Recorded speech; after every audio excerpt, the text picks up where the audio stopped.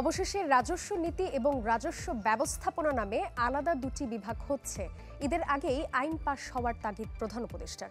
আয়কর আইন ২০২৩ সংস্কার বিষয়ক এক অনুষ্ঠানে এ তথ্য জানান জাতীয় রাজস্ব বোর্ডের চেয়ারম্যান আব্দুর রহমান খান।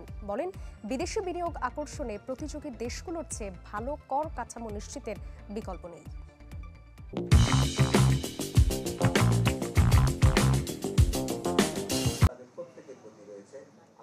আয়কর আইন ২০২৩ সংস্কার নিয়ে এ আয়োজন করে Bangladesh civil service taxation association, যেখানে গুরুত্ব পায় রাজস্ব নীতি ও ব্যবস্থাপনাকে আলাদা করার বিষয়টি।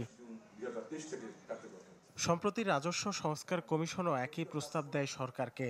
এনবিআর চেয়ারম্যান জানান, ঈদের আগেই আসতে পারে এ সংক্রান্ত সংশোধনী। রাজস্ব নীতি আলাদা একটা বিভাগ হবে এবং রাজস্ব ব্যবস্থাপনা, যেটা আমাদের কোর কাজ, যে আইন প্রয়োগ করা, এটার জন্য আলাদা একটা বিভাগ হবে এবং এই দুটো বিভাগ স্বাধীনভাবে কাজ করবে। মাননীয় প্রধান উপদেষ্টা গতকালও আমাকে ডেকেছেন এবং বলেছেন ঈদের আগেই আইন পাশ হবে আর আগামী ১ জুলাই থেকে এটা অপারেশনাল হবে।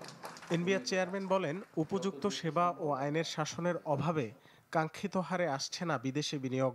তার মতে, বর্তমান প্রেক্ষাপটে কর্মসংস্থান সহ আর্থসামাজিক উন্নয়নে বিনিয়োগ বৃদ্ধির বিকল্প নেই।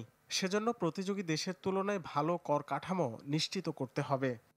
আমরা যদি বলি যে আপনার কোনো ট্যাক্স দিতে হবে না, উল্টো আমরা সরকারি এক্সচেকার থেকে আপনাকে ইনসেন্টিভ দেব, তারপরে এখানে ইনভেস্টমেন্ট আসবে না সন্দেহ। যে ধরনের সেবা তাদের প্রয়োজন, সেই সেবাটা আমরা তাদেরকে সঠিকভাবে দিতে পারি না।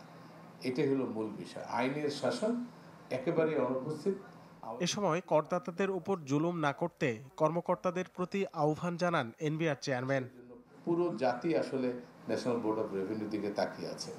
রাকিব হোসেন, চ্যানেল 24, ঢাকা।